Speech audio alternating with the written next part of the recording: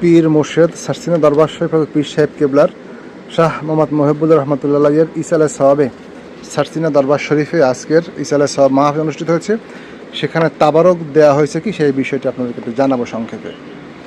এখানে একটি পানির বোতল দেওয়া হয়েছে, একটি খাবার বাটিতে খাবার দেওয়া হয়েছে, সাথে একটি টিস্যু পেপার রয়েছে,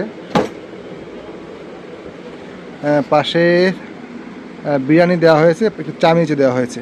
আসলে এই দরবার আদবের দরবার, তার একটি বাস্তব নমুনা হচ্ছে এই তাবারক যা সাধারণ মুসল্লিরা পেয়েছে সেই তাবারকটুকুনি যা রাষ্ট্রীয় মেহমান এসেছেন, বিভিন্ন দরবারের ওলামায়ে মাশায়েখ যারাই এসেছেন না কেন সকলকেই একই ধরনের তাবারক বিতরণ করা হয়েছে এবং একই ধরনের তাবারক খাওয়ানো হয়েছে।